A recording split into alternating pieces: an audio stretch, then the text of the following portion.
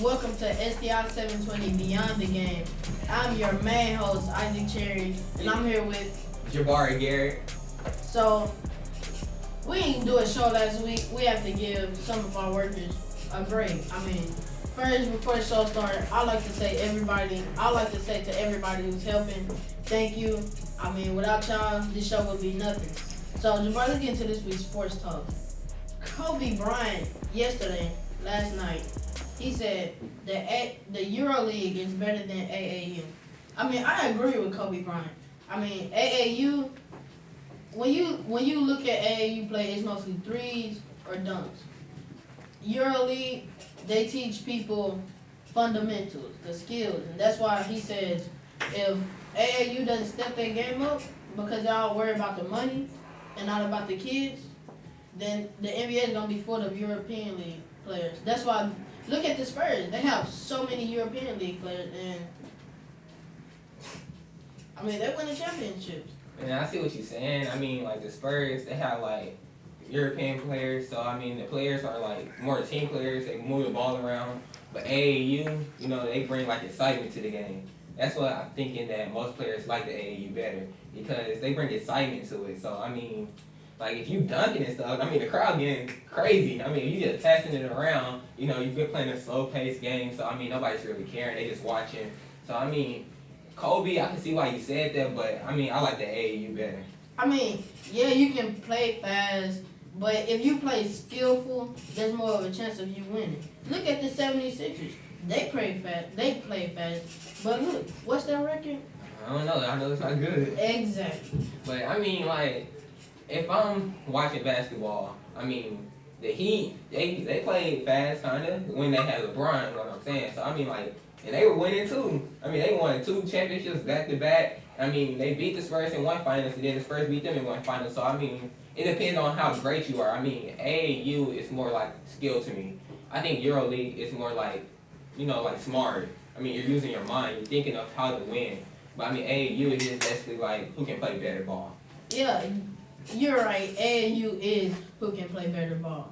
But the thing is, why not make them better than they already are with fundamentals? Because, I think that the NBA thinks that that's going to come with the team. Like the Heat, I did say they played a fast-paced game, but, they passed it around, too. They had three-pointer shooters, so, they kind of brung in, the fundamentals with the skills. Because, you have LeBron. He'll drive a lot, he'll dunk, but then he could also pass it out to Ray Allen, Shane Battier. They can bust threes. So, you really have a fast-paced game, but you got the fundamentals in the NBA. But look, what happens when your three-point shot isn't falling down? What's going to happen? Honestly, I think nobody drafted in the last 10 years has a really solid post-up game. If you can start to the outside, then you can start from the inside. Defense closing, and you got three-pointers wide open. So it just all depends on post-up plays. You can see whoever had the best post-up game: Kobe Bryant, Michael Jordan, Allen Iverson, Melo, sometimes. They can score. You got a post-up game, and you got points. But like you saying, the Spurs too. You said if the three-point game not falling. That's what the Spurs do a lot, too. They passing it around, but they passing it for open shots. So, you got to know how to shoot, too. So, the three-point shots, if you're in the NBA, you're probably, the best of the best. So, your consistency might be, a little better. So, they're probably going to fall if you keep at it. So, there's teams that have droughts. Have you heard of that? Yeah, I heard of that. Yeah, I heard of that. Where the shooting skills starts to lack. Yeah, okay. And you think about it, the Spurs have Timothy Duncan. And what is that? He can post up anybody. And then Danny Green is open on one corner, and then you got other players who can shoot threes. Yeah. You pass it out to them, three. But it all starts on drawing in the defense with your post-up game. Timmy Duncan and Thiago Splitter. It's not always post-up game either. LeBron, like I said, when they were with the Heat, he posts up sometimes, but he also got the three-pointer shooters open from driving. You start at the top and you drive. So, you can get the three-point shots, or you can get people open. You can make a play happen either by driving, by posting up, or if you just Rondo, he just straight up start passing the ball. So I mean, like either way, it's easy ways to get the 3-point shots open. Yeah, so let's go to Mayweather and Pacquiao. They said Mayweather called out Pacquiao. Pacquiao responded saying, "Let's make fist 3." That's pretty smart. I never would have thought of that. And what I think it is, honestly, I'll be honest. I read this on a comment on ESPN. Guy who said this, intelligent. He said, the Mayweather and Pacquiao fight is like a girl you liked in high school, find her again, but she's pregnant and already has 2 kids, but you still like it. But it's still worn down. So it's not going to be as good as it once was. Yeah, I see what you're saying. Shut up. Who said that? I don't know. I was looking for him today. That guy's pretty smart. Yeah, he sounds real smart. But like you were saying, the Mayweather and Pacquiao fight, I mean, who do you think gonna win? I got Mayweather. I mean, last time in the show, I mean, I said Pacquiao. I mean, I was going against you, but, you know, actually I have to agree with you. Mayweather, I think he got this. Because Mayweather, I mean, I look at some of his fights again. I mean, he's still quick. I mean, he's getting old too, but he's quick. I mean, he's real quick. So, I mean, I think Mayweather got this too. Did you know Pacquiao played basketball? No? He's a head coach and player at the same time for Kia Sorrento. That's got to be awesome. So, it's like you're playing point guard, and if somebody disagree with you, like I'm the coach, you follow me, and then you're basically a leader of the team. Most of the time, point guards are the leader, though. Yeah, but you're not as much in lead as the coach is. If you're the coach and the point guard, you got best of both worlds. What league is this in? I don't know. He's playing basketball? Yeah. He fights too? Yeah. And he do everything. Double athlete. Multitasking. Like me, you know what I'm saying? No, stop. Alright. Next one. Mayweather said there was a thing going around that said Mayweather was witness a murder. They said the rapper's wife had cheated on him and Mayweather told him to get rid of her. Yeah. See, this is where I think a lot of people are taking it out of context. I think when Mayweather said get rid of her, I think he meant like kick her out. Dump her. Or dump her. Yeah. And that's why he said put me on FaceTime so I know you do it. I don't think he meant go up and shoot the girl like 11 times and stuff and then kill yourself. So I think a lot of people are taking it out of context and putting too many words in his mouth. And hours later, he was at the Clippers game. Chilling. But I mean, like, if you have to think about what you say. You know, some people, I guess their mental ability is like not that great. So I mean, if you tell somebody to get rid of them, and then they think that you're talking about kill them, I mean, like something wrong with you. Yeah, so, but you don't know when you say get rid of her. You don't know. Yeah, you mad, but you ain't gonna think somebody gonna just straight up go up and kill their wife while they taking it. Yeah, nobody would think that, but like I said, you got to watch what you say, cause I mean, you got crazy people out here. Just found Yeah, I mean, like, you got to watch what you say, but I mean, Mayweather, I guess he was trying to give good advice, saying get rid of her, but I think he should have said dump her, probably. Kick her to the curb. Yeah, I mean, that would have been more specific. Take out the trash. Anything else? Yeah.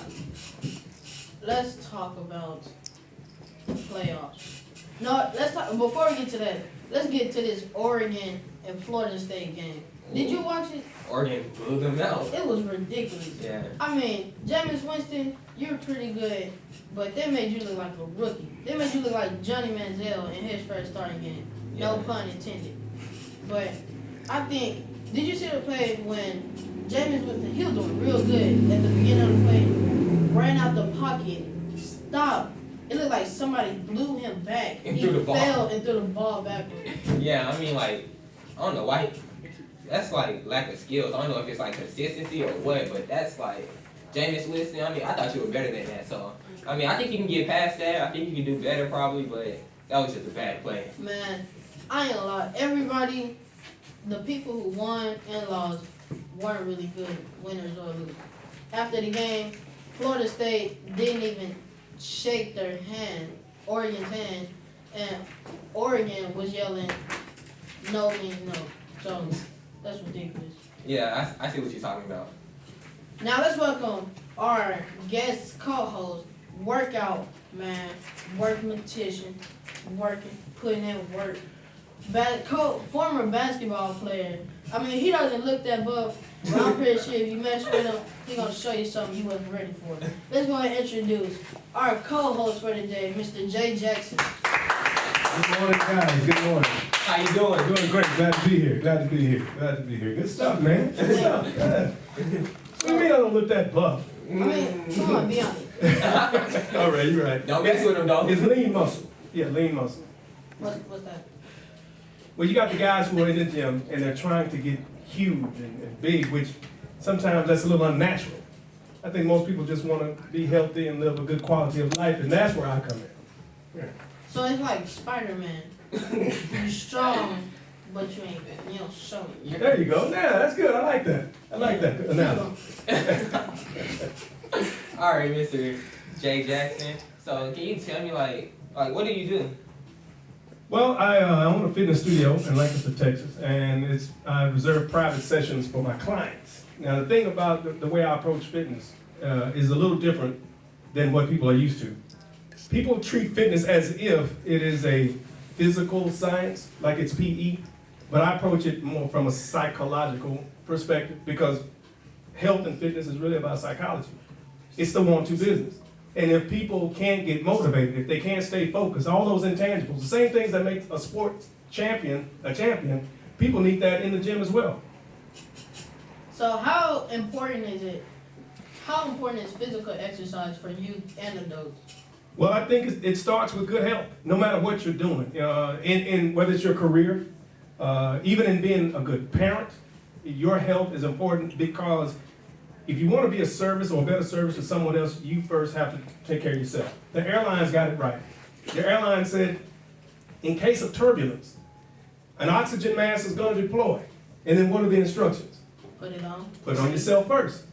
And that way you can assist someone else after you take care of yourself first. So it's not selfish to take care of yourself first so that you can be a better service to others. So like if you were like encouraging teens that's watching, like what would you tell them? Well, I would tell them, number one, I'm telling you what's scary, this whole childhood obesity epidemic. That's scary. I think kids, there's a statistic that says 2% of the kids in North America eat vegetables on a day-to-day basis. That's not good. This generation of children are expected to be the first generation to live less years than their parents. So the kids will die before the parents. This is the first time that has ever happened. I think kids need to be made aware of that. I think parents need to be made aware of that. And you guys obviously, you look like you're in pretty good shape, but and that you have a reasonable diet. But that's what's missing. We've gone from eating home-cooked meals to eating out and fast foods and what have you. That's the problem. Whoa. Yeah. So you're saying that this generation may die before their parents do? That's what the professionals are saying. The warning is that this is the first generation in human existence where the kids will not outlive their parents. Is there like certain years? Because I'm hoping I don't. Oh, no. Well, I think you have the exceptions to the rules. There are some kids that still get out and play, but then there are those who pretty much, they sit on the couch, they watch TV, they watch videos, they text messages on the cell phone, on the internet, or what have you, and they're not active, number one. And number two, all the foods that they eat are basically from boxes and packages and that sort of thing. High calorie, no nutrients. And when you're not getting your body's nourishment to your body, then that's what sets you up for all those other illnesses like diabetes, type 2 diabetes, and cancer and that sort of thing. So what should be our plan of action? Well, let's start with knowing that we can fix it without any medicine. All right, food is the key. Someone said, let food be thy medicine. So if we change the way we're eating, now all of the doctors are in agreement with this, this mindset that the majority of the chronic illnesses that are killing our elderly and parents today, it's all dietary related. So we want to take away all the packaged foods, the prepared meals, the fast foods, and we want to replace those with the stuff that we were supposed to eat in the first place, which are the green vegetables, the different variety of vegetation, lean meats, and that sort of thing, and get away from all the dairy and the things that are linked with Alzheimer's and other illnesses, heart disease, the whole 9 yards. Yeah, I mean, like, if these fast foods are killing us, and why aren't we like shutting down all these different fast food places? Well, we live in a free market.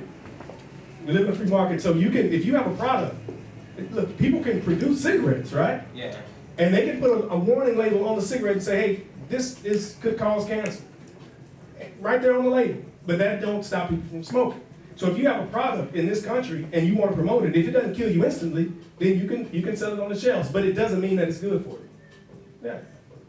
Now back when I was growing up, you know, a trip to a fast food restaurant, that happened every once in a while, and it was like a big deal. It was almost like going to Six Flags to go to a fast food restaurant. But now, you know, parents take their kids every day. On their way home from work, they're stopping by the local fast food restaurant. They're saying because they don't have time. And that's not a good enough excuse when your kid is suffering. Yeah, man, I got kids that I train, you know, 12, 13 years old, almost 300 pounds. Yeah, it's ridiculous. It's unbelievable. And then you almost have to put the burden of good health on the kids because the parents are a lot of times part of the problem, unfortunately. Man, that's scary. You still in shock.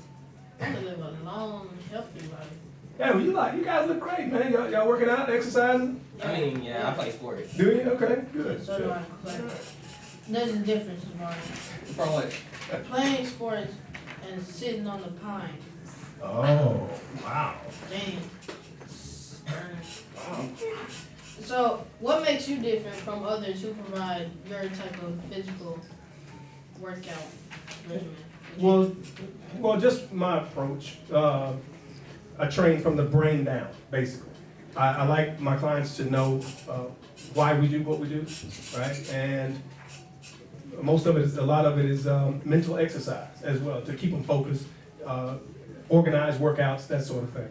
And once they kind of get that part down, then they feel a lot more confident in knowing that they're going to reach their goals. So how important is, like you were talking about the parents not taking ownership and stuff and the kids like healthy stuff, healthy life, like how important is the parental support, their parent support? Well, that's huge because at some point, whether we're talking about academics or good health, parents need to be more supportive of their kids.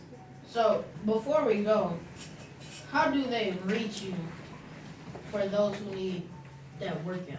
Well, they can either email jayjacksonfitness@yahoo.com or just give me a call, 972-639-4543. And can you repeat it again? jayjacksonfitness@yahoo.com. You can look me up on Facebook, Jay Jackson Fitness, Jay, or give me a call, 972-639-4543. Take Charge Fitness Studio is located at 246 East 1st Street in Lancaster, Texas. Hey, y'all, go look them up. But anyway, Whoa. What? Before we go, we do this show every Saturday, besides Last week and a week before. So, we do it every Saturday, and we start at 11. So, why not go ahead and grab your kids, do something that's positive, grab a snack, grab water. Good. See that? And have them sit down, watch the family as a whole, and stream on school.com on mobile or streamyevents.com. So, that's all I like to say. Got something else you'd like to say? Back up? No. Back up? Yeah, back up. No, but anyway, there's nothing else to say. BACKUP. You can spell? Yes. Oh, great job. Tremendously. All right, DJ Doc D, take us out. You guys. Open 24 hours a day, 7 days a week. We offer drop-off services from the simplest to the most complicated. We do it all. What separates us from other tax services are, we are a reliable refund. We're gonna make sure you get everything out your taxes that you deserve. We're fast, we're accurate, and we are professional. And we wanna make sure that you leave your feeling like you got everything out your taxes that you deserve. Thank you for coming to Reliable Refund. Thank you so much. All right. Thank you. Sir. All right, young man. All right. Contact us at 817-801-1650. We are located at West Pioneer Parkway, Suite 102, Arlington, Texas, 76013. And like us on Facebook at Reliable Refund 1044. Follow us on Twitter and Instagram at Reliable Refund 1044. Don't forget, we offer cash for referrals. Everybody in? 1, 2, 3. Reliable refund.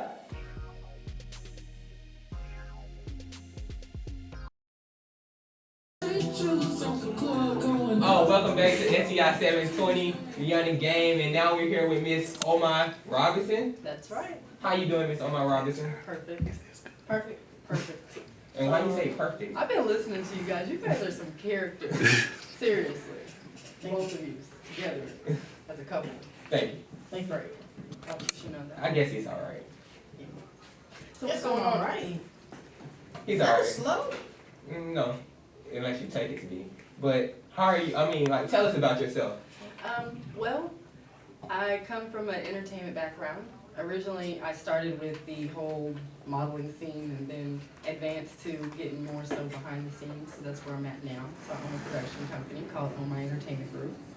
And we originally were based out of Atlanta, but now we're in Dallas. What made y'all move to Dallas? Because this is where my family is. Oh, Oh, so you own the business? Or? Oh, yeah, of course. Oh, okay. Okay. So, what did you want to be when you were young? When I was younger, I wanted to be a veterinarian. yeah. I know, right? I know. Like, Time out, right? Is there a reason why? Yeah. I wanted to be a veterinarian because I was always like attuned with nature. Like I love like stuff that's natural, you know, like he was talking about, living a little bit longer and stuff like that. So I was always attuned with animals. I loved animals. And that was pretty much predominantly the only reason why I wanted to be a vet. Oh, I thought you had like a dog that died or something. Nope, no sick animals here. So You what? never had pets? Like I've always had pets and they've never been sick. Oh, really? Now my mom, mother, would, if she didn't feel like it, she would take them and go put them somewhere else, but they didn't die because of me. You know what that means? Because your mom have you ever had an animal and it came up missing somewhere and there's a missing poster? Oh, My mom would create those missing Alright. posters. Right, Okay. right. Let them loose. Exactly. Open up the fence. Yes, yes. So, what was your high school experience like? Oh my gosh. It was all sports. Yay. You play sports? Absolutely. What? I don't look like I can play sports? No, No, I we see- didn't I say see- that. No, I'm I saying no. We didn't say Oh, I that. was hoping just that see, you I see you didn't. playing Yeah. like volleyball. Absolutely. I play volleyball, basketball, ran track and cross country. You did everything. Oh, absolutely. Yeah, it kept me out of trouble. See, Right. she's not buff either. No, I'm far from buff. So I mean, like, what made you become into like go into entertainment?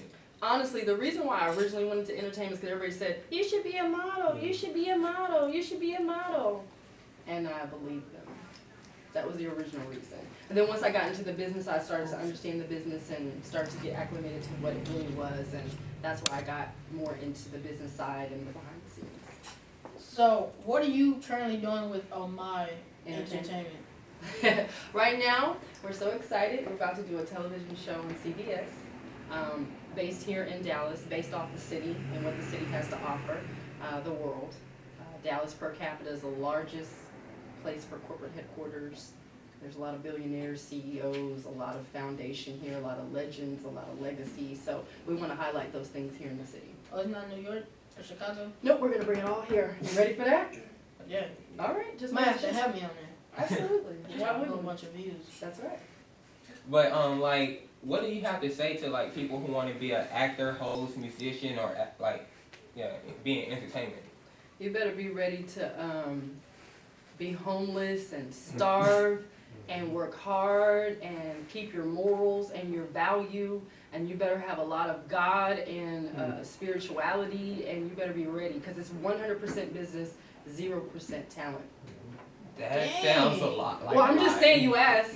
You made it sound like torture. It is. It's business. It's 100% business. If Wait. you're ready to do business, come in the game. When you said homeless, do you like really mean homeless? Yeah, I was homeless for 3 years in Atlanta, Georgia. No one believed me because I used to dress like this every day. I would take showers inside of the bathrooms at gas stations and hotels, and I was homeless for 3 years.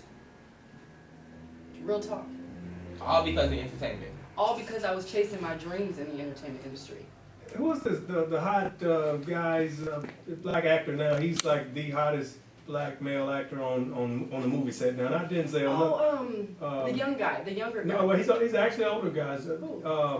Gosh, well, he was homeless, is what I was Well, Tyler saying. Perry? Holly Berry was homeless. Tyler Perry was homeless. I mean, we can go down the list. Oh, really? Yeah. Well, yeah, Tyler Perry. This guy, he's I I'll think of it. I'm sorry, I thought I could get some help, thinking of this guy's name, but he is probably the top billing actor right now, black actor. He said he lived in his van. Oh, Samuel Jackson? No. I mean, I'm sure he was homeless too, sweetheart. It's a deep story because when you're chasing that dream, you're chasing that goal, even in sports, right? There's a lot of sacrifices you have to make. Everybody's not going to make it. And a lot of false promises that a lot of times your bad contracts and agreements. Oh yeah, also. they feed you your dreams and then they take them. Mm-hmm. Wow. That's So everybody hear this? This is a commitment. Big one. Oh, I like that word. It's a Idris. Idris Elba. There you go. You been studying the dictionary? A little bit, from time to time. Still not on my level though. See, I'm like up here and you're like, Oh, wow. no. I'm gonna go below the table.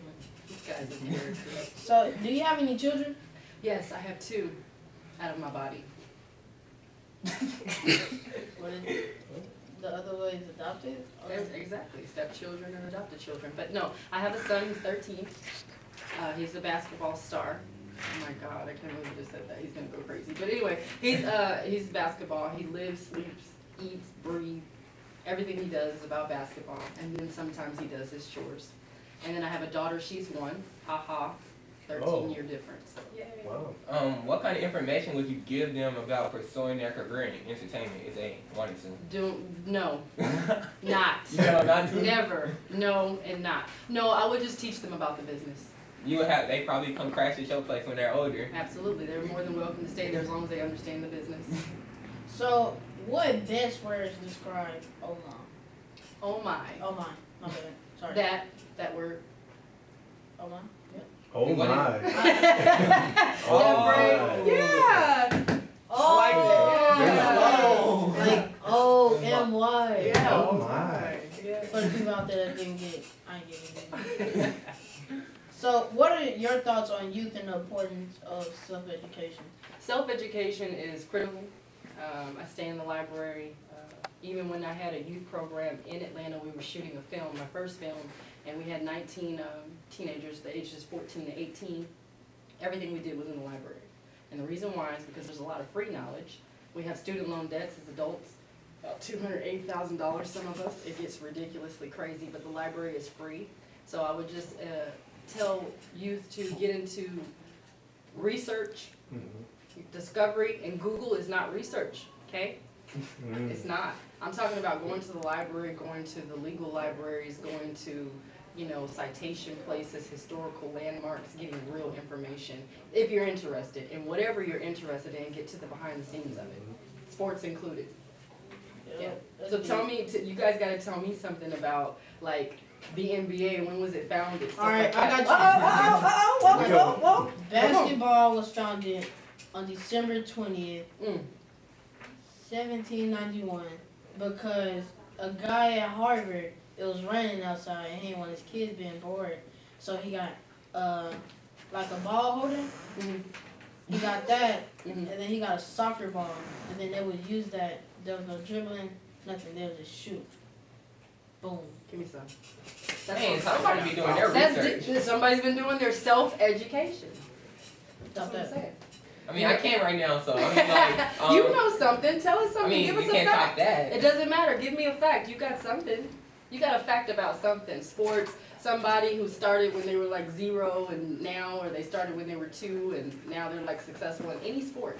You know something. I mean, like, the main thing I guess you can say is Michael Jordan not being that good when he was younger, See? and he didn't make his basketball varsity team. That's But I mean, like, now he's like the best of He's all the time. everything of everything, right? But what did you say? He said he didn't even make the. Varsity basketball team. All right then. Alright, so we was dropping knowledge and facts. So Yep. that's it. Yep. For right now, I want to end the show like you already did a couple Okay, minutes that was like 3 weeks So- ago. You still did it. A long time ago. You still You got did to it. let it go. Let it go. This isn't Frozen. But we're going to have our mix of the week with DJ Doc D. DJ, take us out.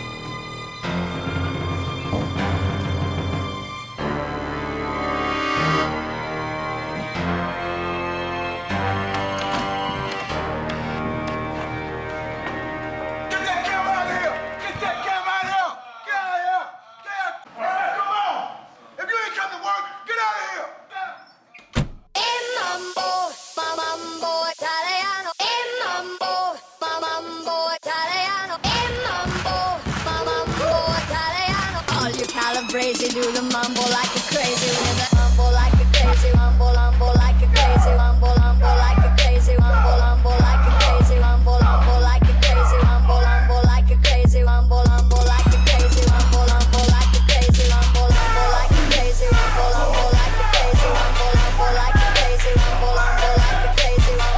like a crazy, mambo like a crazy, mambo like a crazy, mambo like a crazy, mambo like a crazy,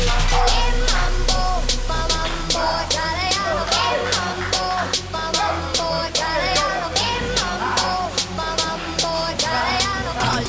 crazy, do the mambo like a crazy with a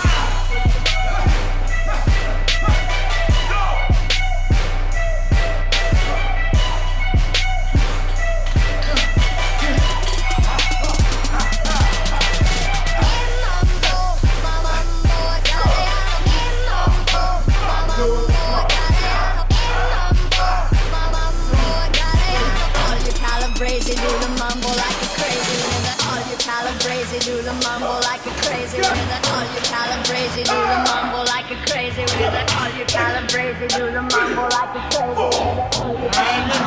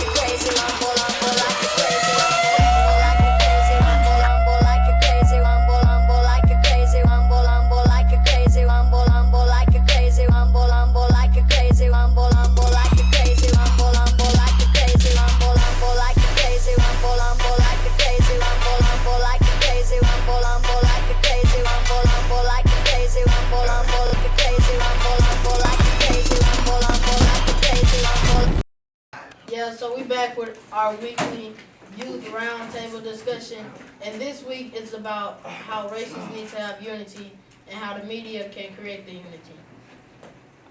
What y'all think? Basically, I mean, like how races can create the unity. I mean, I'm saying that if everybody in the world, I just say, well, we live in America, come together, then I mean, we can all like make this world better. I mean, like the problems in the United States, like Ferguson, all them kind of things. Like if we come together as a whole, we can make this better. I mean, it wouldn't be violence or nothing. What? Unity. Let's look at that now in the realistic aspects of unity. There was a time when we had an agenda. When I say we're obviously black people. We had an agenda that was a common agenda. The civil rights movement, that sort of thing. But I guess the first question would be, what is the agenda for today's generation? If I had to ask that question to young people, that's what I would want to know. What are you guys interested in? I mean, you would have to unify with something. And what would be the cause? I mean, I say now that everybody is like starting, like us, all the youth on here, we're doing shows, and then you have athletes who play basketball and stay into sports. So I mean, coaches like keep the kids like out of the streets and stuff. And I mean, like STI740 keep us like doing this. So I mean, like we have things that's helping the kids like stay active, so we won't like so we can be unified. But I mean, we have to find more things too, because I mean, you still have people who just walking the streets every day. Yeah, I think from an agreement standpoint, I think you have people within the same families that are not necessarily unified. All right, people have their own agendas, their own opinions. We live in a selfie generation, all right? So at some point we have to put the team first. But then what are we gonna set our goals for? What is the energy gonna go towards? What is it gonna look like when we are unified? Does that Do make you any all sense? have any youth leadership programs that kind of bring you all together in a more positive light, so they're not looking at you as cases like the Genesis or Ferguson or something like that? Do you guys have youth programs that display you positively besides sports and entertainment? Oh yeah, YMCA. YMCA, okay. We got this, At this some right here. At some schools, and most of the schools, it's the National Junior Honor Society. But when you get in high school, the Junior Honor Society, or National Honor Society. And as you said, what is it going to look like when we're more unified? When we are unified, I think it's going to be hard to understand or hard to visualize because how everything is right now. How is everything? Be descriptive about that. All over the place it's not. We're not spreading the word that is other things to do than go outside and be childish and jump on cars and go outside and go rob a store for 99 cents, whatever he robbed it for and got shot for. But I say it's more of a fact of spreading the word. Okay, well, he was saying utilizing the media and spreading the word like what you all are doing today, which is perfect. There used to be a teen summit on BET. There's other things that we can do. What is it that, I'd like to hear a young lady speak, ma'am, and say what is it that you feel like we can do to create an agenda? Well, I think that's a very complicated question. First of all, I'm 19. I'm a college student at a PWI, which is a predominantly white institution. So I've seen very different perspectives of everything. You have the Caucasian people who feel like there's no problem at all, which of course they would feel like that. You have African American people who feel like there is a problem but are doing nothing about it. So I just feel like it's a matter of not only spreading the word but actually acting on it. I've had a lot of, friends come to me, oh, we need to do something, let's hold something at the lounge. Okay, cool, let's hold something, but 10 people show up. So it's more than just knowing that it's happening, because everybody knows that it's happening. Everybody knows that police are killing black people. Everybody knows that there's racism, but it's a matter of what you're going to do about it. Are we writing our congressmen and our senators and our politicians and our countrymen, and are we going global? Because if we're not going global, we're lying anyway. Voting. Right. Yeah. But actually, this generation or the youth, we can't vote. So, But you can write a letter write a letter. and get a petition. Absolutely. Oh yeah, change the I think that's a good point that she was making too about the what are people going to do. I look at it like this: it's an African proverb that says it takes a village to raise a child, and I think we're depending on the youth to get us out of situations that they really didn't put us in, and I think more adults need to step up and lead. Now, in the civil rights era, and back in the day when we were together and marching for a certain cause, we had prominent black people that we looked up to lead us. The prominent black people that we have now, that we look up to, they're not really cut from that same cloth. So a lot of us don't feel like following them. No disrespect to Al Sharpton, but sometimes he seems a bit of an opportunist to me. So a lot of people don't really look to him as that MLK figure, that Malcolm X figure, that Medgar Evers figure. You know what I mean? And we need more of that. People need to be led. I mean, you can't expect someone in their teens to get us out of a century-old crisis. And I think the majority of the weight should fall on the adults, on the people that are making the multi-millions of dollars off of the youth. You know what I mean? They need to step up and play more of a role in this situation. I agree. To piggyback off what you said, I saw this one picture or words. It said that today's adults and social media and media altogether has killed the teenager spirits, because everything we do, the parents say we're a failure and there's nothing else to do, and we got all this stress on us that we had nothing to do with. I agree. And to your point, I think the adults, particularly parents, it doesn't necessarily have to be parents, but all adults, if we understand that there's this issue with perceived police brutality and that black children, if you will, or black men are targets, if we actually believe that, then the responsibility is not on someone else. The responsibility is on us. And what I mean by that is, how do we take the target, how do you remove the target off your back? The adults, or the parents, if you will, should not send their children out of the house unprepared to interact sociably with officers, right? Disrespectfully and things of this nature. If we carry ourselves a certain way, when I came through, I was born in 1966, and when I came through, we were told that we had to walk a certain way. We had to talk a certain way. We had to carry ourselves a certain way. Why? Because things were actually worse then. In the 80s, black men were considered, on a national level, an endangered species. I don't know anybody remember that. And this police brutality thing has not just started in Ferguson. It's been going on for decades. Rodney King going forward. So at some point, we have to take responsibility for the way we behave, our own morals, our own values, the way we carry ourselves. That's how we take the targets off of our backs. Now that doesn't mean it's going to end overnight or racism or anything like that. That's going to always be there. But if we know that, then we are responsible for how we present and represent ourselves and one another. What I think it is, people say that all cops are bad cops. I was watching a video yesterday, and I saw cops on their time off playing basketball with two African American kids that everybody thinks, oh, they're dirty cops. They're just here to mess up everything, and black men are target.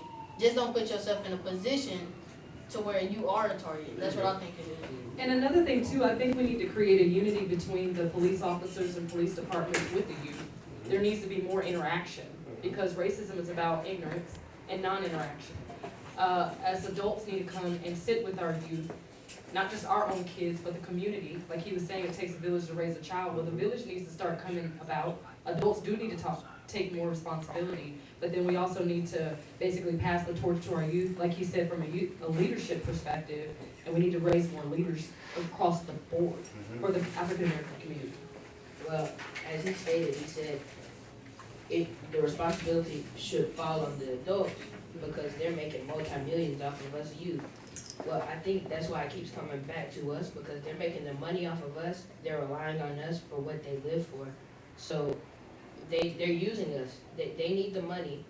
They're making the millions off of us. That's what we come into play. It's all our fault. It's all our fault for social media. It's all our fault for this. But the social media is targeting us. They want people like us to get on social media and make it famous. And then there's the same people that say social media is what's bringing down the world. Wow, that's good. Honestly, I feel like we can't necessarily take the blame off of the police officers who have done the things that they have done, because it's no coincidence that in a span of a year, I don't know how many cases there have been. Of course, there's many that aren't reported. So I just feel like, I mean, there is a distrust between the black community and the police community. I mean, we've heard, you know, the F the police songs and the Boosie, without the bag, you would be word in the head, you know, stuff like that. So, I mean, I know from my own perspective, I've only been here 19 years, and in my 19 years, I've heard a lot of bad things about police officers.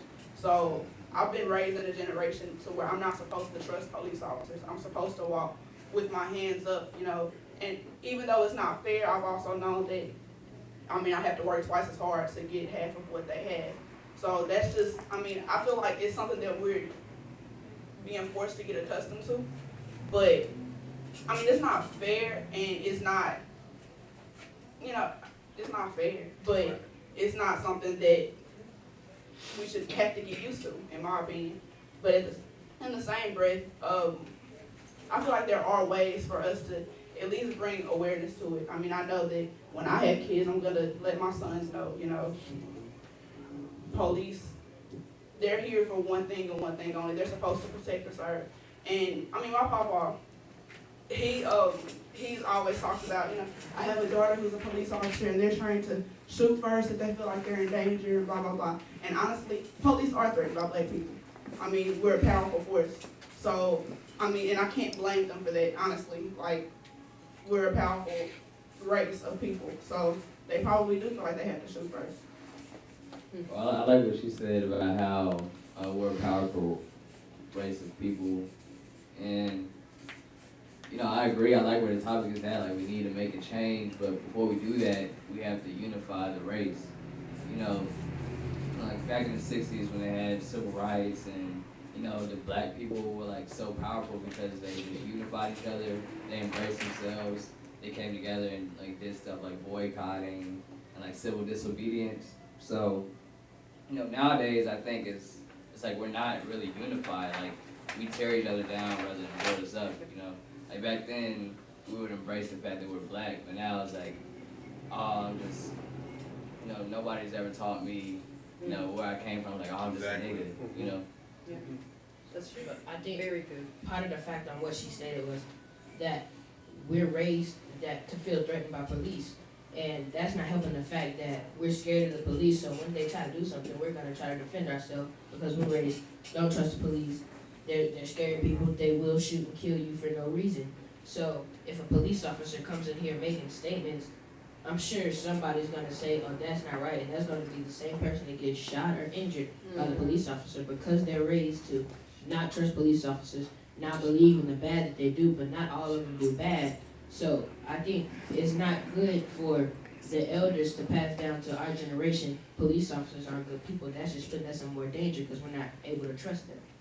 But I mean, like, I don't think that you have to talk back to them like that because you can take yourself out the situation. I mean, like, what we said, don't put yourself in a situation for them to hurt us.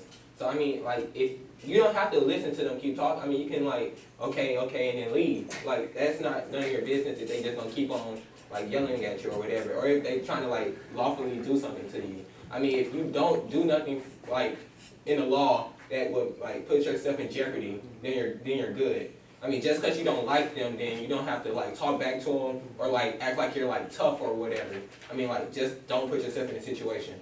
Yeah, and I don't feel like people should be threatened by police because, like I said, they're here to protect and serve. So if you come at them wrong, then they're obviously going to feel like a threat. You know, you should just stay respectful and don't come off yelling at them and acting like they just piece of trash or something, you know. I agree with Jabari when he says we don't need to put ourselves in a situation where the police has to enforce the law on us. Like we have a problem with how the police responds, but we don't need to do these actions where the police has to enforce some type of law. That's true. That's true to a certain extent. But what's the average age up here? I know you're 19. You 15, 16, 14. 14, 15. Okay, so fortunately, I'm hoping that neither of you all have ever had a run-in with the police where you had to deal with that. Correct? Correct. Now I'm going to tell you this: you can't completely take the blame off the police officer. Respect is a two-way street. Now, if you pull me over and I'm a black male, I've experienced this myself. The police are going to start talking to you a certain type of way because they've already stereotyped you. And it's not fair to a young black man, a young black king, to have him bow down and submit himself to someone who is disrespectfully talking to him. But now, that might save your life, you know. That might save your life. Important point. Because look, that's an important point. The message is that you guys are not lawyers, right? That's and true. You're not going to win that fight on the street, ever. And I want you to come home. Of course, don't get physical with the police. Me and you on the same page, exactly. We're going on the same street. But I'm telling you, there's no reason for you to stand and ever let anybody in a uniform or out of a uniform disrespect you. But I think that talk intelligently and let them know where you come from and you understand that you should be treated with respect. If you broke the law, you know you broke the law and you know you are subject to some sort of punishment for it. But at the same token, I don't condone raising someone, yes sir, no sir, yes ma'am, no ma'am, yes sir, master, no master is what I hear. After a certain extent. I think that's been... don't do that. Yeah, I think the message is getting a little convoluted with that. I think Yes, initially... Definitely. I think initially, what you guys are saying is kind of the point. You might feel like you got disrespected. You might. It happens. But it is not, of course, but it is not your position to be combative with a police officer because that is not going to end well for you. And I never said combative. I would rather you, look, cooperate, and you guys are all respectful young people. The idea is to go home safely, in one piece. Worst case scenario, if you go to jail. But when you come out, then that's when you get to writing your Congress people and this, that, and the other. And if you were mistreated or you felt like you were being disrespectful, then you document that. But you're not going to win that battle on the street, ever. No, and So you guys are on the right track. No, you guys I are on the commend right you. track. Yeah. I'm in agreement with everybody up here, and especially with you. The reason why there's been a huge onslaught of slaughter of African American males is because Barack Obama's about to leave office, and they're trying to warn us, okay, before he leaves office, who are you going to vote for next? We're killing all your people. You're going to be emotional about that. You're going to be in your feelings about that. You're going to be upset that you can't handle from a logical and analytical perspective because your people are dying. And they're purposely killing more people now on purpose to stop you from seeing who and what you need to do to stay ahead of the curve. So we can get emotional and feelings and all that stuff. We won't think logically. Right, that's why they're taking our kids one by one, more than you've ever seen before, because Barack Obama's leaving the office. Now what? And they're asking us the question of, what's your stance? So I'm in agreement with our kings. First of all, you don't disrespect. You guys are automatic targets, right? As soon as you came out, bam, you were already targets. When we came from Africa, targets were targeted, period, right? I'm with him in stating that, what are we gonna do about the target? And then I'm with you about what are we going to do about the fact that we know that these people are being murdered. There has to be some type of preventative measures. All this intervention is not going to work. It never has. Right? Preventative measures. And I'm going to be honest, like, you know, once Obama is out of office, like, I'm scared, like, where do we go next? Like, we don't have anybody, you know, of our race in, like, a top leadership position. Besides entertainment. Yeah, yeah. But nobody to enforce a law. We don't have people to vote because, you know, a majority of our race doesn't vote, so we have no power after he leaves the office. I got a question. I want to ask it to you and to you. If you were with Mike Brown 15 minutes before the incident in Ferguson occurred, what would you tell him? What would you say to him? Don't go do what you're thinking about now. Because he already knows that that's going to put him in a bad situation. I'm sure he knows that there's cops around where he was. And knowing what you know now. Yes. Yes, yeah. And I thought it was just me feeling like, I thought it was just me feeling that since Barack Obama's been in the government, more black people have been killed, more minorities have been injured. On purpose. Yeah, I felt that it was just me, but now I see that it's not just me. So I think when he leaves, he's going to go hide somewhere to get away from us because he knows the damage that he's done. Hey, good. Well, yeah, I would, you know, say my statement, but I think we gotta close out right now. So, we'll be back with the entertainment. I'll be in the other room. We're gonna have this interview with Big B. So, Dr. go ahead and bring us out.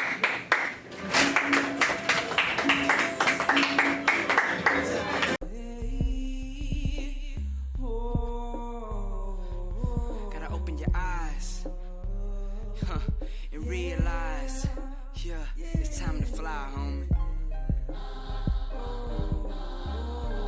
The only one that's stopping you is you.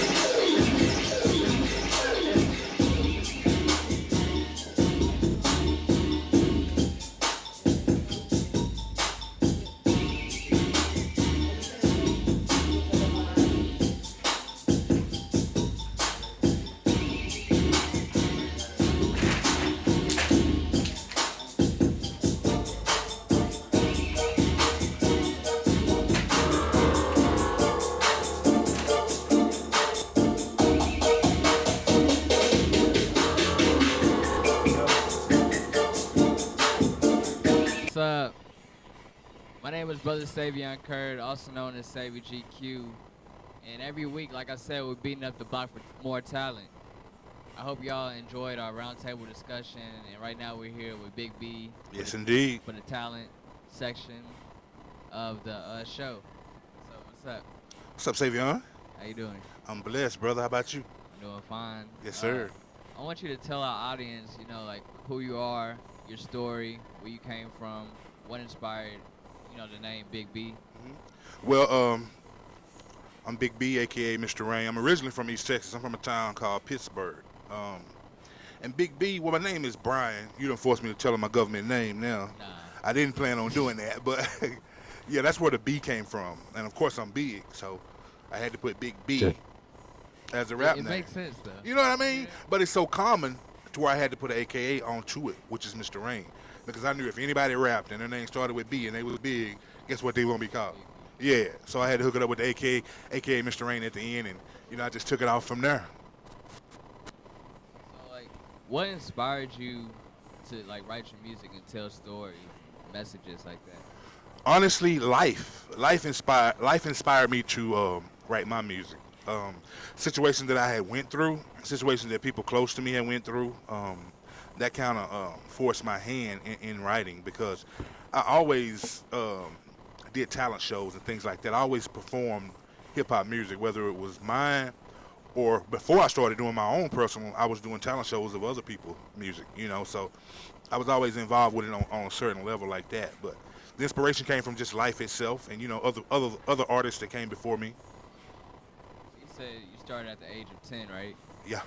So what advice can you give to, like, the younger audience on broadcasting themselves and getting out there, you know, showcasing their music? Well, if you're going to start that age, at that young age right there, really that's the perfect age to start at if you're trying to do music, simply because you have a built-in audience already, which is your school. So create your music and try to get some sort of buzz there, you know, kind of test the waters there, because those are the people that know you, the people that you see every day, and it's your demographic. So start right there and you know, get some practice in on performing other people's music, and you know, your timing and you know, and your vocabulary. That's a really big deal with me, is vocabulary, because it just adds to the colors that you use to paint your picture with. You know, if you don't have that many words, you're not going to be able to use that many words. $1 million words. Exactly. You know what I mean? You know, you can tell a story a lot better with a lot of words. Exactly. So yeah, practice your craft, hone it in, and, you know, build that vocabulary. All right, tell the audience about, you know, you meeting Eric Wright and how it changed your life. Well, Eric, we're from the same city, and I knew he played for the Bears, but I had never met him personally. We had a mutual friend, and upon meeting him, you know, he was just impressed with what I did. And after that, he signed me to his independent record label, Dap Entertainment, and that really changed my life, because that took me from rapping in the cafeterias or rapping in the alleys and rapping on the corners to now I'm on the radio. You know, now I'm shooting videos. You know, now I'm doing in-store signings. You know, it was just a whole different night and day contrast when I signed with E. So he really, I owe him a lot of respect for, you know, taking me out of the small environment that I was in and placing me on the forefront in front of a lot of people. Now that Eric had, like, put you out there, do people purchase your music now? Like, how do they? Oh yeah, I'm on iTunes. You can go Big B on iTunes. Platinum package. I have an album on there right now. I've done a couple of movie soundtracks. There was a movie out called Uninvited Guests with Mekhi Phifer and Wanya Morris from Boys to Men. I was on that soundtrack. Leprechaun in the Hood with Ice-T. I did that soundtrack.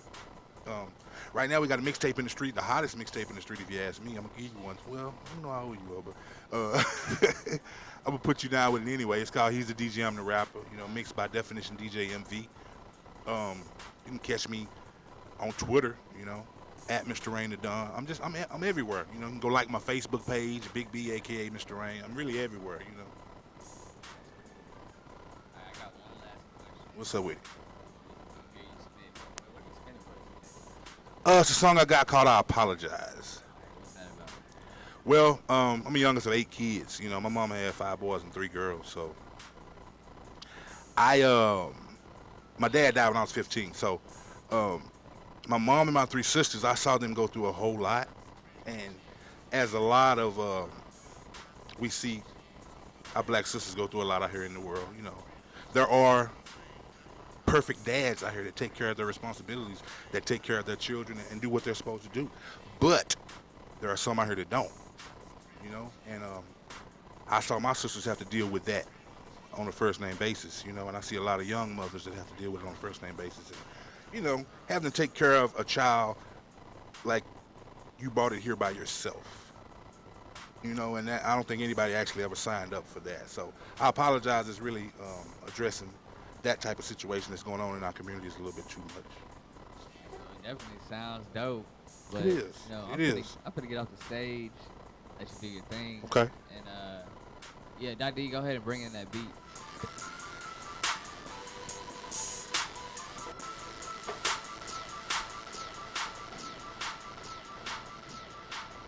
Yo. I'm second to none. If you want it, you can have it, baby. I'm talking about something real. I know life is crazy. City lights can fool ya, quick as your lover's tongue will. Hold on to me and I'm gonna hold on to the wheel. Young and dumb at one time, just like we all was. Calling girls out their name, acting stupid just because. Rolling with the homeboys like it's the thing to do. Getting blunted with him, supposed to be chilling with you. But nevertheless, you be right there, waiting patiently for me to come to my sense. Ready to make my defense without knowing if I'm right or wrong. So many times I was weak, she was strong, helped me to carry on. Black woman, won't you tell me your secret?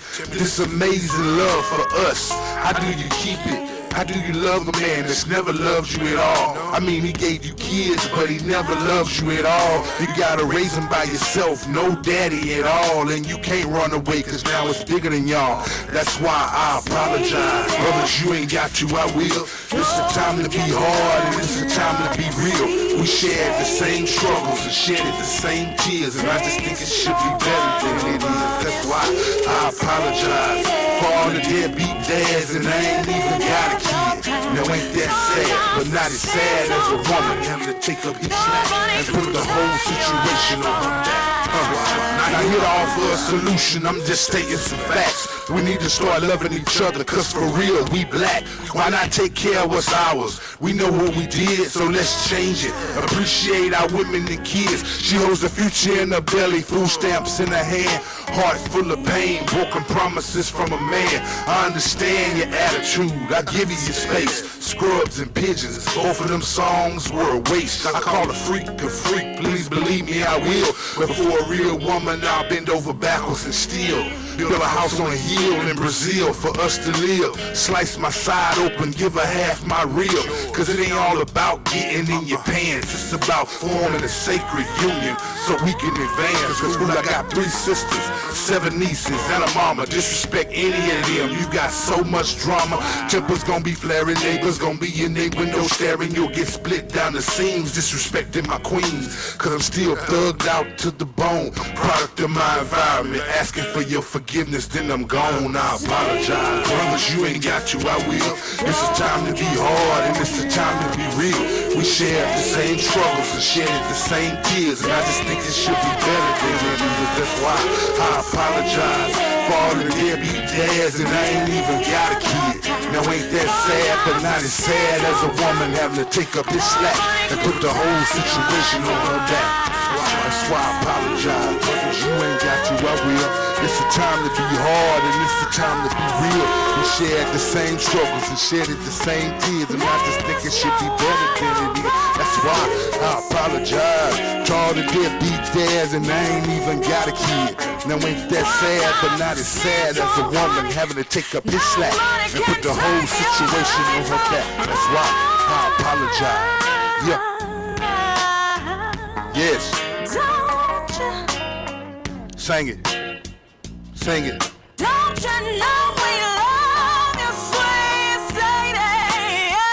Yes. I apologize. I want to say rest in peace to Syke Shepherd.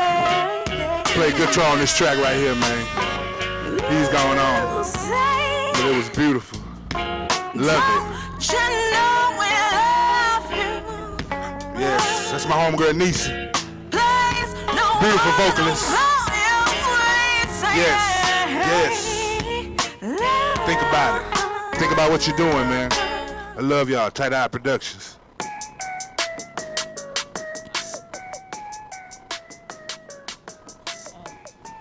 Beating on the show for us today. That nice song is hot. So like I said, every week we beating up the block for more talent. But like I said, don't come on my show unless you ready to perform like Big B. You know. So we're gonna go ahead and let Doc bring it out, and we're gonna transition back to Jabari and Isaac. Yeah, so okay, so we're back. That was great entertainment. And today we have a young man who plays strong safety. 72 tackles, 51 solo, and 21 assisted with 5 for a loss. And he plays safety. So that's great numbers. So let's go ahead and bring up Mr. Devontae Porter.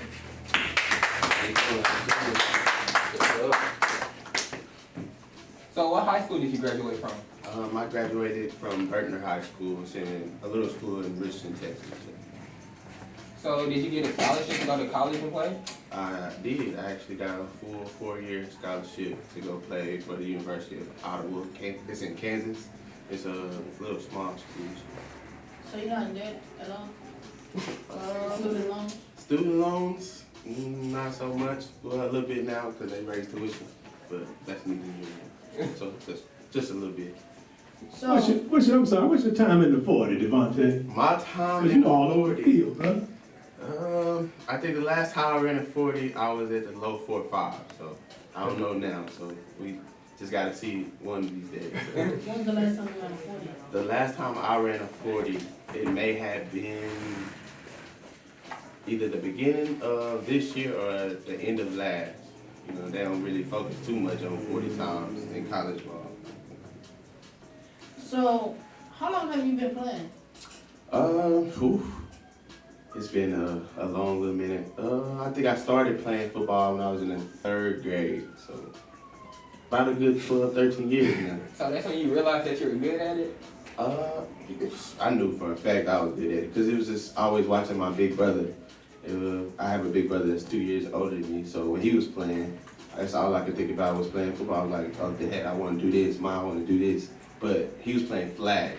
I didn't want to play flag, so I skipped the whole flag process. So I had to wait till I was like 3rd grade just so I could play tackle. Make contact. So yes, I was all about the contact. I didn't think flag was necessarily real football. Why not? There's no contact. Like, I didn't think pulling flags was just football. I didn't want to pull a person's flag. I wanted to tackle from get-go and run the ball, run over people. That's all. Get a flag. Devontae, I'm sorry. That time in the 40. I have to ask you again about your time in the 40, because that's important for the combine and everything else. It is. It definitely is.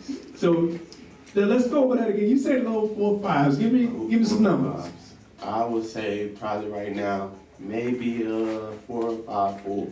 4.54. So if you get me in the line, because it's all about get off. I mean, like, my get off is there. So if I just improve my stride, it's gonna get lower than that. So all right. It's just one of those things. You just gotta keep going, keep working, and keep grinding about it. So I think I'm there. All right.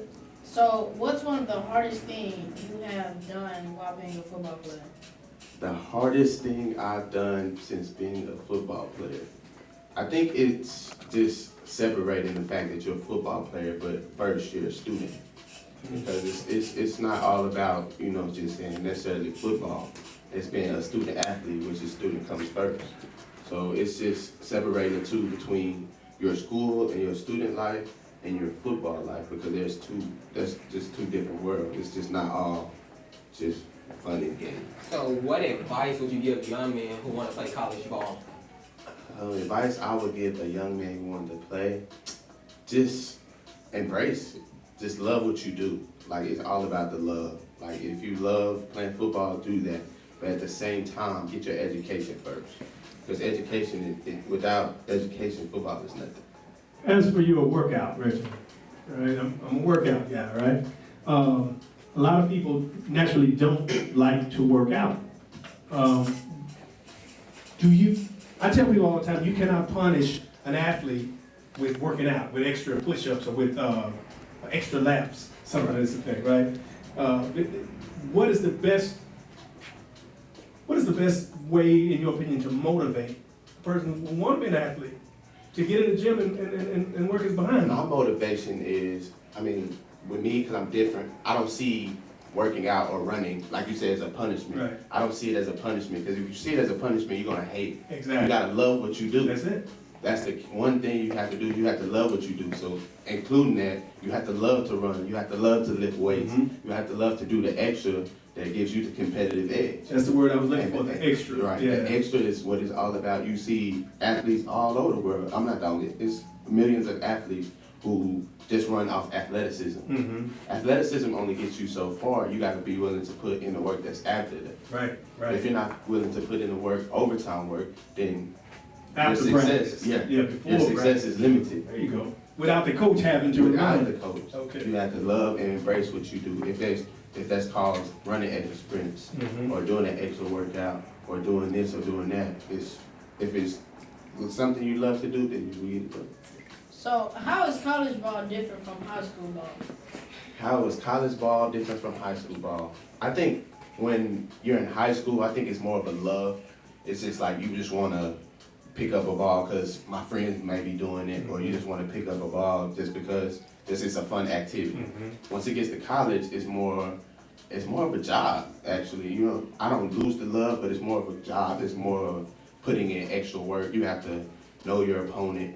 You have to know what your assignment is, knowing this and knowing that. I think that's a big difference. It's a maturity level. Mm-hmm. Once you get to a higher level from high school to college, it's just an upper level. It just gets harder.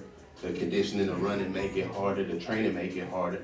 But at the same time, I mean, it's just about, you still don't lose that love. So it's still just like playing high school ball at the end of the day. It's just like, oh, I just started in elementary. It's the same thing. It's just football. So you in your senior year, like, do you want to go into the league? I do. That's every childhood's dream. I mean, I've been on, like, as you're a child, you 8, 9 years old, 10 years old, you're watching TV, you're watching sports, big sports athletes, you're like, I just want to be there. The NFL is always a dream. I used to write every time on a little piece of paper, like when your teachers just ask you what do you want to see your career at, I used to always say NFL player. NFL player. I just want to play football. I want to play football. That's always been my dream. So if it happens, all I do is just thank God. if you get that opportunity and the coach tell you, hey, you know, Devontae, we like what we like your skill sets, but I think we want to put you in a different position, a position that you may not be comfortable with necessarily. You know, maybe special teams or what have you, something on offense. I'm gonna go do it. I mean, that's not even a problem with me just because of the fact that I've played multiple positions. Okay. I've played offense, I've played running back, receiver. You're a little kid, you wanna do it all. Yeah. Like, as a little kid, you feel like you can do it all. You can run the ball, you can tackle, you can do anything. So if it was some special teams, I would love that. I would love that fact, and it breaks that fact. I say that because Rayfield Wright, when he came to the Dallas Cowboys many years ago, he wanted to play tight end. And Tom Landry pulled him to the side and said, no, sir, we're going to put you at right tackle, I believe. Is that right? And he went on to become a member of the NFL Hall of Fame as a result of taking that advice. So it's always good to, you know. It always. If that was better for him, then I would have did it. There you go. So what NFL team would you like to play for? NFL team, of course, the Cowboys. Like, I'm the biggest Dallas Cowboy fan. Cowboy Nation, by the way. Cowboys will be going to the Super Bowl. You hear me? Yes, the Super Bowl. Why not? So since we're here with guys who love sports, let's go ahead and get into this sports of the week. First we got Baltimore versus Pittsburgh. This is how it goes. I'll go first. Always. You should know that by now. Everybody here who watches the show know I'll go first unless I'm feeling generous. And then generous. Oh, okay. Want me to spell it out too? Can you go? Yes. You don't need to. Okay. And then look, y'all make it to order. I know I got first. I'm from that. I guess I'll go second. I guess I got third, so go ahead and start it off, Isaac. Yeah, you take the backseat role. So I'll let you go with that. Baltimore versus Pittsburgh. Pittsburgh isn't going to have Le'Veon Bell, so even though they're not gonna have him, last time Pittsburgh played Baltimore, Bill Roethlisberger had like 6 touchdowns. I got Pittsburgh. I chose to go second just so I can say I agree with Isaac. That's it. All right, so I'm going against both of y'all on this one. I got Baltimore. I think Baltimore won it more, so Baltimore gonna win. I have a close game. Le'Veon Bell is the difference. I mean, that is a big one for Pittsburgh, but I think Big Ben still pulls it out. He still has Antonio Brown, so I'm going with the Steelers. Man, are you going to be long? Carolina versus Arizona. Carolina, I ain't gonna lie, that whole division sucked this year. But it happens to every division. They're 7-8-1. I got Arizona, even though they're not gonna have their starting quarterback. They're gonna have Ryan Lilly. Yeah, I took Arizona too. I just think they normally play pretty well around this time of year, and I don't want to lose any money on it. So let me be honest. Actually, I wanted to go with Arizona, but I've been liking the way the Panthers been doing lately. So I think I'm going with Carolina on this one. I think I'm going to be devil's advocate too as well and go with Carolina. Cam been on a roll, since his little injury. So, and then Arizona's on that third string quarterback. So it's all about points at the end of the day. They say defense win games. They do have a good defense. I think it'll be a low scoring game, but I think Panthers pull it out. I got Arizona. Dallas versus Detroit. Dallas. Dallas. That's not even. That's not. Well, I would say Dallas, not from a fan perspective, but just the way they've been playing. You got a running game that keeps defenses off the field. Romo is having a lights out season as a career, quarterback. The defense, everybody had concerns about the defense before the season started. Thought that would be the Achilles heel for the Cowboys, but the defense somehow has put it together, and they're holding their own. I don't see how anybody would think that they would lose their first playoff game in 5 years at home playing this way. Coming up tomorrow. Give me Dallas, man. And I don't expect it to be close. I agree. I think I'm going to go with Dallas. That offense is being real remarkable this year. The new triplets. Yeah. It's been Romo, it's been Murray, it's been Dez, of course. I don't think it's kind of a pick your poison thing. You want to stop the run, there goes Dez. You want to stop Dez and cover Dez, you have left in the box to cover Murray.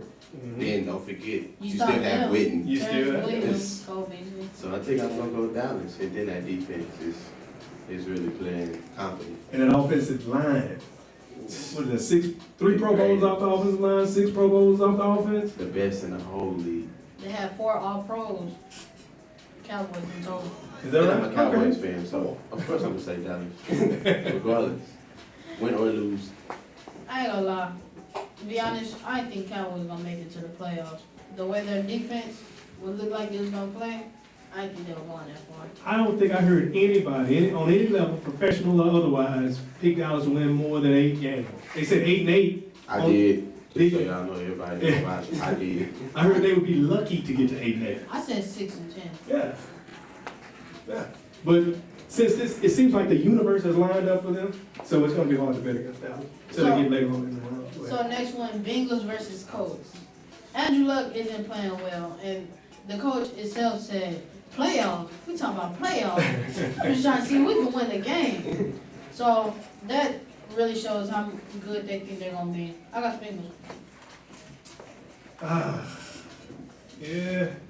This one is kind of a toss-up for me, man. I'll just flip a coin, and heads is heads one, tails the other. I don't think either one of them are going to be relevant later on in the playoffs.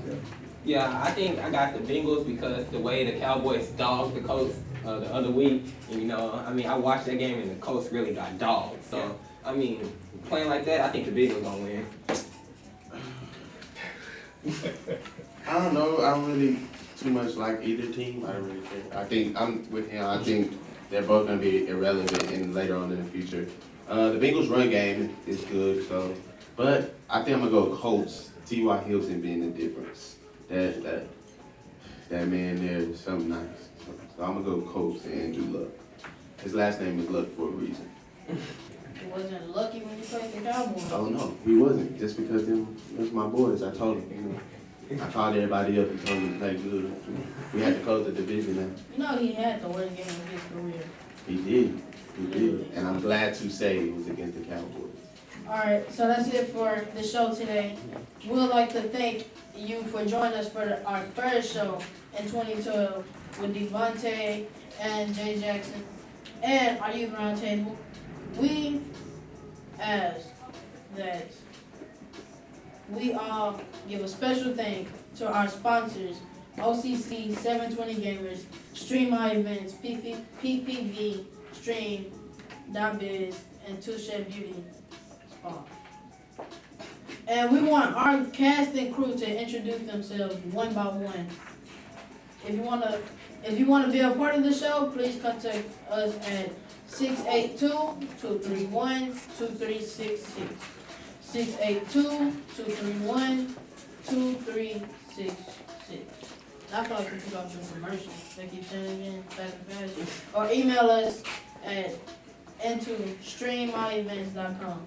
Streammyevents.com.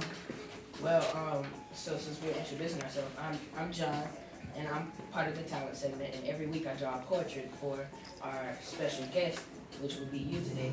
And here's your portrait. Oh, wow. Hey, man, that's really good. Yeah, I think you got it, right? Yeah, good stuff. Definitely. Thank you. I'll frame it. I get to keep it, right? Yes. Okay, thank you very much. Nice to meet you. I'm Savoy Kurt, and I'm the cameraman, and I'm probably the most important person around the show. Dang, that should just say everybody. My name is Brother Savion Kurt, also known as Savior GQ, and I'm the hype man and the talent, Coordinator? Yeah, the talent coordinator. All right. And interviewer. So, It's good to meet you guys, man. You good work, nice stuff. thank you for being on the show. Yes, sir, no problem. It's been a pleasure. Alright guys, that's it. Hey, look, we don't know who you are. Everybody know who I am. Man, don't play. I'm out of the chair. So, everybody, that's it for this week's show. We'd like to thank it. Oh, yeah. Thank you. Okay. I'm sorry. Forgive me. I'm Bernard, and I'm one of the directors. I'm one of the directors that said I'm Bernard. Alright. I'm Bernard, and I'm one of the directors on set. Good to meet you, Bernard. Everybody give it up for Bernard. That's right, Bernard. Alright. That's it for the show. We'd like to thank everybody. Thank you. Let's go. We out.